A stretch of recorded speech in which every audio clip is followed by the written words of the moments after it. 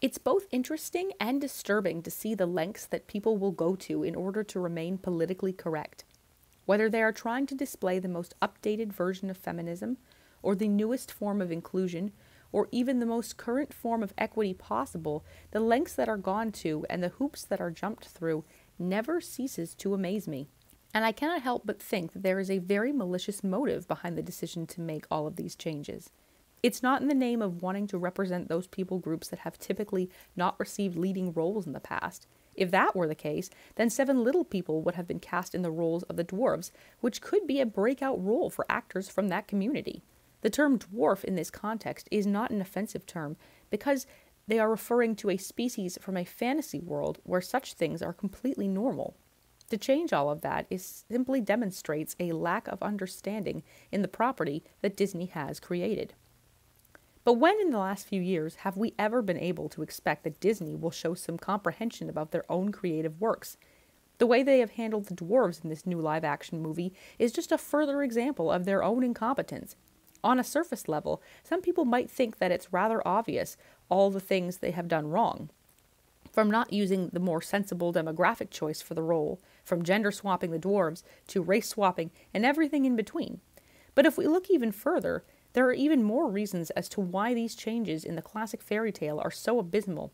And though they are subtle, it's impossible to think about them for too long without realizing just how glaring they are. So today, I thought I would discuss the 3 ways in which the Disney dwarves of Snow White have been utterly destroyed, because at this point in time, they are such a far cry from the 1937 version that they have become completely unrecognizable. But like I said, it won't be for the reasons that are initially apparent. The first way in which the dwarves have been destroyed is in the loss of their identities. The 1937 version of Snow White was very specific in the ways that the dwarves differentiated. They each had separate personalities and roles within the group. They even had a hierarchy, with Doc being the leader and always being at the forefront in their march to the mines and back. He was the one that started the songs which called them to their work and was always looked to in a time of crisis. He had a way of mixing up his words that is both charming and endearing. Then there's Grumpy, whose entire personality is characterized in his name. Though he initially opposes Snow White's presence in their home, he is the one who comes to warn her about the threat posed by the Queen, and eagerly leads the charge to rescue her himself when he finds out that she is in danger. The character arc he has is small but poignant, leading him to become a much more endearing character to the audience than he was at the beginning of the movie. The other 5 dwarves of Happy, Sleepy, Bashful, Sneezy, and Dopey don't have as much of a character arc, but they were unique enough in their personalities and character traits that it didn't matter. They were all easy to distinguish between, and the animation only lent itself to their differences. Snow White loved them all equally, and was eager enough to make a home for them that she wasn't put out by Grumpy's attitude, or the strangeness of her situation, and after a time, all of the dwarves grew to care for her, despite them never having a house guest quite like her before.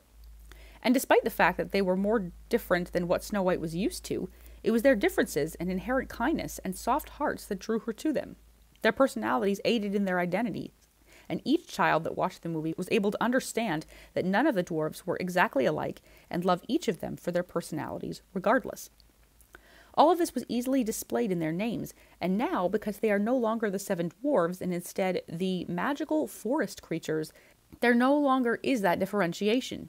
And by extension, there is now no identity, because I am quite certain that the only dwarf whose name is going to remain the same is Doc. The rest will be renamed because naming characters after personality traits or facial expressions will not be tolerated. And in trying to make the dwarves more inclusive, not only has their species and specialness as dwarves been erased, so too has their personalities, until they cease to be the characters from the fairy tale and are now instead some weird hybrid of futuristic political correctness and escapees from a very unhistorical Renaissance fair. And whoever decided that that was a crossover that needed to happen needs to be dismissed immediately. Secondly, the dwarves and Snow White were seen as a found family unit.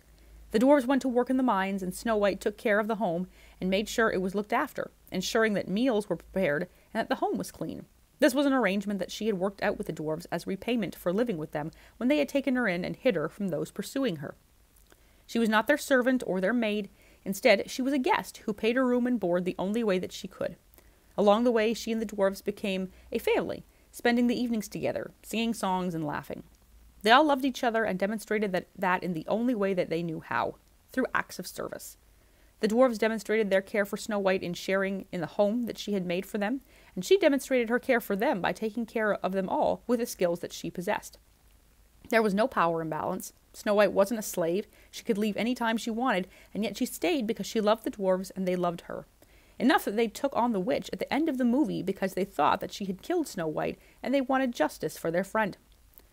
No beings that don't love each other and consider themselves a family would do something so daring, and yet the dwarves had no qualms about showing their love for Snow White because she had shown love for them in return. I'm having a hard time seeing these characters in the same capacity as the 1937 dwarves where their care for Snow White is concerned. Since Rachel Zegler has already demonstrated that there will be no Prince Charming and no love story, and Snow White will not be a fairy tale princess who achieved her own happiness quietly, but instead a leader of men and peoples, it stands to reason that the family unit the original movie created will be gone as well. No doubt it will be seen as an imbalance of power between Snow White and the dwarves, the writers believing that Snow White was more servant than friend, and in order to combat that narrative flaw, will no doubt make them her servants and subordinates. She will no longer be a homemaker and instead will be turned into the ultimate strategist, weaponizing the dwarves and any other forest creatures that she could find in order to take back her fairy tale kingdom from the evil queen. Now, does that sound like a particularly good movie to you? I have no interest in seeing the sweet, charming dwarves degraded, and even less in seeing them become generals at Snow White's command at the head of some army. None of that sounds appealing. None of that sounds like a fairy tale. Instead, the movie appears as if it is substituting the family dynamic that was so present in the original movie for a power one, because it is the only dynamic that seems to have value anymore. And that will make this movie completely like all the other movies that have recently begun cutting out relationships that aren't centered around power. Because to these modern day writers, anything else would be a sign of bad vulnerability. And if there is one thing that is a true vice in society in these times, it is weakness. Thirdly, the animated dwarves of the first movie represent a sense of stability and order to Snow White. Their days are carefully scheduled, spending their time in the mines, digging for diamonds and precious stones, and then at a certain hour of the afternoon, they pack up their tools and sing their songs as they march home to Snow White and the dinner that she has made for them. In the evenings, they spend their time with her together, playing music, singing, and laughing. There is a routine that the group spent in each other's company, getting to know each other and gradually building a sense of order to their lives, with the drastic changes from 7 dwarves to magical forest creatures, utterly strips away the idea of the dwarves working in a mine and coming home to the place that they all occupy. No doubt everyone will be living in a forest and possessing some form of magical power or odd ability that had nothing to do with what the dwarves originally were created for. In addition to Snow White taking care of them, the dwarves also provided a form of protection to Snow White, shielding her from her past and the outside world. That will not be happening now with these forest creatures because, as I said earlier, no one is going to be protecting Snow White from anything.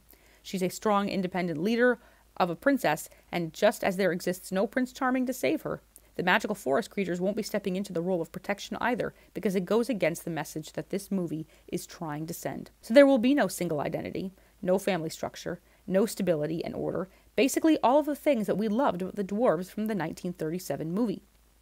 And in doing this, the destruction of the dwarves is complete.